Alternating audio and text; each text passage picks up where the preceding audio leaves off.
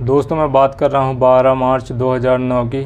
मध्य प्रदेश का एक ज़िला है सतना, और सतना ज़िला से 65 किलोमीटर दूर एक गांव पड़ता है बिछिया। तो उस गांव में एक व्यक्ति बाहर खड़ा हुआ था जिसका नाम था बेटा सिंह, और जैसे ही वो शाम में खड़ा हुआ था, अंधेला हो चुका था, उसको गोली चलने की आवाज़ आती है और उसके गोली लग जाती है। तो वो भागता हुआ घर के अंदर जाता है और सभी सदस्यों को बोलता है, डकैत आ चुके हैं, बदमाश आ चुके हैं, और जिसको जहाँ जहाँ छुपना है वो छुप जाओ, ये बदमाश ये डाकू किसी को छोड़ेंगे नहीं। और ऐसा बताता है और उसकी जो है मौत हो जाती है। आधे घंटे तक गोलियों की धड़ाधड़ तड़ा आवाज़ आती रहती है।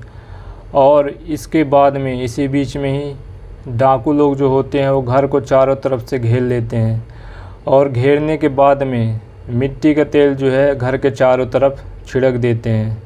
केरोसिन को ही मिट्टी का तेल बोला जाता है गांव में। और छिड़कने के बाद में उसमें जो है आग लगा देते हैं और फिर बैठकर इंतज़ार करते हैं, ये देखने के लिए कि घर का कोई सदस्य बचा तो नहीं है, कोई भाग तो नहीं रहा है। तो उस परिवार में, उस मकान के अंदर 11 लोगों की मौत हो जाती है। टोटल जो है 12 सदस्य होते हैं, लेकिन 11 लोग जलकर ख़त्म हो जाते हैं, मर जाते हैं। लेकिन एक व्यक्ति जो है वो बचा होता है। ये घटना पूरे गांव में आग की तरह फैल जाती है, और फिर पुलिस को बुलाया जाता है। और पुलिस जब आती है तो एक व्यक्ति जो गंभीर रूप से घायल था, वही ये सारी घटना बताता है कि इस प्रकार से हुआ है।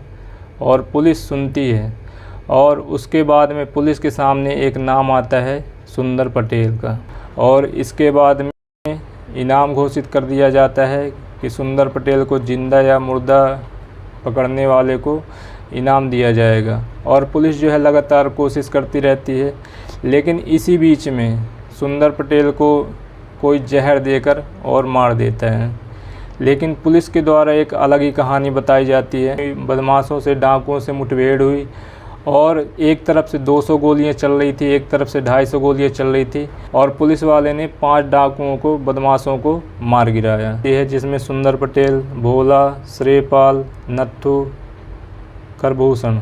तो पुलिस इस तरह से कहानी बताती है कि 5 लोग जो है मुठभेड़ में 5 बदमाशों को पुलिस ने मारा। तो लोगों को विश्वास हो जाता है क्योंकि ये पुलिस की कहानी। लेकिन आज की जो मैं कहानी आपको बताने वाला हूँ, ये ऐसे एनकाउंटर की कहानी है जिसे गांव के लोगों ने, पुलिस ने और मीडिया ने और पूरे देश के लोगों ने लाइव देखा था। और ये रियल एनकाउंटर था। ये ऐसा एनकाउंटर होता है कि सामने एक आदमी होता है और उसके सामने 1000 पुलिस वाले होते हैं। तो नमस्कार दोस्तों, चलिए शुरू करते हैं आज की कहानी। और ये पूरी सच्ची कहानी है, रियल एनकाउंटर की कहानी दोस्तों। ये बात कर रहा हूँ मैं सन 2002 की। तो ये बात है उत्तर प्रदेश का एक ज़िला पड़ता है चित्रकूट, और चित्रकूट का ही एक गांव पड़ता है सुरवल। उस गांव में एक लड़की रहती है और एक दबंग लड़का रहता है। दबंग व्यक्ति जो है उस लड़की के पास जाता है। उस लड़की ने उस दबंग व्यक्ति से बचने की पूरी कोशिश की, लेकिन उसका प्रयास जो है असफल रहता है।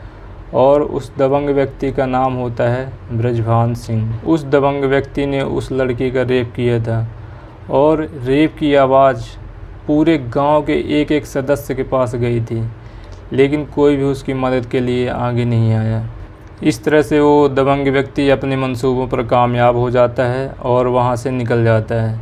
उसके बाद में जब शाम होती है तो उस लड़की का भाई घर आता है, जिसका नाम ननकू उर्फ घनश्याम था। और वो लड़की अपने भाई से सारा कुछ बताती है कि भैया ऐसा ऐसा हुआ है मेरे साथ में, और कोई भी मदद के लिए नहीं आया। और रो रो कर उसका जो है बुरा हाल हो जाता है। इसके बाद में जो भाई होता है बोलता है, चुप कराता है, अपनी बहन को समझाता है और बोलता है कि कोई बात नहीं बहन, सब ठीक हो जाएगा। और उसके बाद में वो जाता है राजापुर, जो कि वहाँ का पुलिस थाना पड़ता है। लेकिन जब वो वहाँ जाता है और इस सारी कहानी बताता है, तो पुलिस वाले जो है उसकी बातों को टरका देते हैं, और कोई भी मतलब ध्यान नहीं देते, ना ही उसकी रिपोर्ट लिखी जाती है। लेकिन वो व्यक्ति हार नहीं मानता है और लगातार 1 महीने तक वो अपनी तरफ से पूरी कोशिश करता रहता है जितना भी उससे हो सकता था, लेकिन इसके बावजूद भी पुलिस वालों के दिल जो है नहीं पसीजे और इस तरह होने के बाद में वो अपनी ज़िंदगी से हार जाता है और हार मान लेता है। इस तरीके से जब वो थक जाता है, हार जाता है, तो उसको कोई व्यक्ति सलाह देता है कि तुम परेशान क्यों हो रहे हो, तुम्हारी ही बिरादरी का एक डाकू है जिसका नाम है शंकर केवट, और ये जो घनश्याम था ये भी घनश्याम केवट था। तो व्यक्ति बोलता है कि तुम उसके पास में जाओ, शंकर केवट के पास में, वो तुम्हारी मदद ज़रूर करेगा। वो शंकर केवट के पास में जाता है जो कि डाकुओं का सरदार होता है, और वहाँ पर जाकर जो भी घटना हुई है वो सारा कुछ सरदार को बताता है। वो सरदार से पूरी घटना बताता है कि मेरी बहन के साथ बलात्कार हुआ है और जब मैंने उस व्यक्ति का विरोध किया तो उन्होंने मेरे को मारा पीटा और मैं पुलिस वाले के भी पास गया लेकिन वहाँ भी कोई सुनवाई नहीं है। तो इस प्रकार से वो बताता है और रोने लगता है। सरदार बोलता है कि कोई बात नहीं है, परेशान मत हो, तुम हमारे साथ में रहो और देखते हैं कि क्या हो सकता है। और इसके बाद में वो उसी के साथ में रहने लगता है। 17 जुलाई 2003 की ये बात है। जो शंकर केवट होता है सरदार, वो जाता है राजापुर गांव में और साथ में इसको भी ले जाता है जिसका नाम ननकू उर्फ घनश्याम केवट होता है।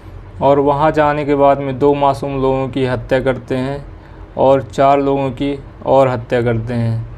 कुल मिलाकर 6 लोगों की हत्या करते हैं और उसके बाद में वापस आ जाते हैं। और वक्त गुजरता जाता है और घनश्याम को जो है और नफ़रत ज़्यादा बढ़ने लगती है। जो उसकी बहन का बलात्कार हुआ था तो उसको न्याय नहीं मिला था और वो बीच बीच में सरदार से बोलता रहता है कि सरदार मैं क्या करूं, मैं क्या कर सकता हूं। सरदार बोलते हैं वक्त आने दो।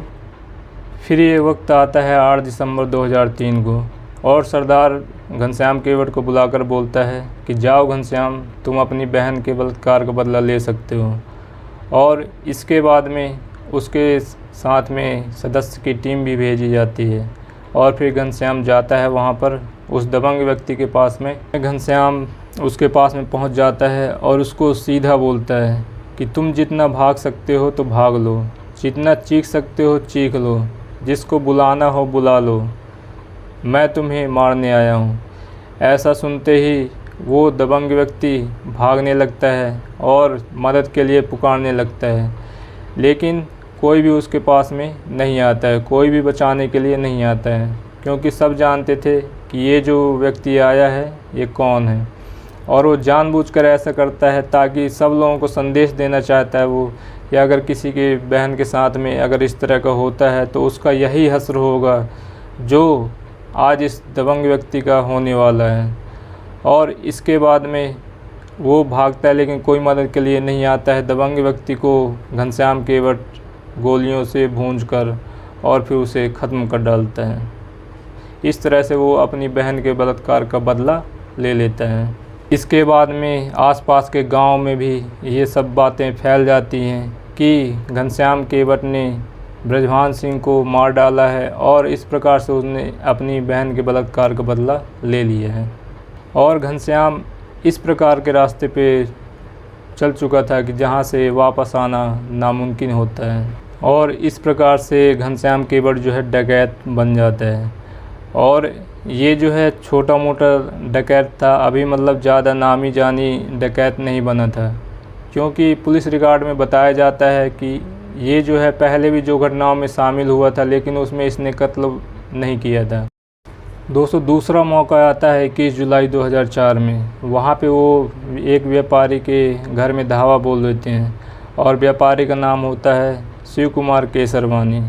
और जब शिव कुमार केसरवानी विरोध करता है तो उसको गोली मार दी जाती है और साथ में ही उसके परिवार के 3 सदस्यों को अपहरण कर लिया जाता है ताकि उसकी रंगदारी जो है बनी रहे। अगला वक्त आता है 7 अगस्त 2004 में और यहाँ पे वो चंडी गाँव में हमला कर देते हैं और वहाँ पे लवी उर्फ पप्पू की हत्या कर देता है।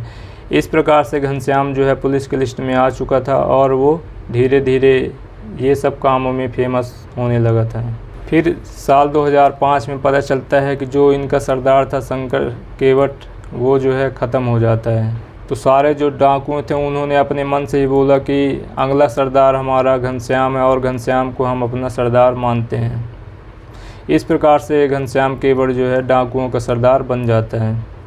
ऐसे ही वक्त निकलता जाता है और घनश्याम केवट का दबदबा आसपास में पूरी तरीके से फैल चुका था। कभी ये रंगदारी करते हैं, कभी किसी वारदात को अंजाम देते हैं और ऐसे ही इनके पास में पैसे आने लगते हैं। फिर वक्त आता है 23 जून 2008 का और पुलिस वाले इन्हें घेर लेते हैं। पुलिस और डाकुओं की मुठभेड़ में डाकू भाग जाते हैं, लेकिन 2 पुलिस वालों की हत्या कर देते हैं।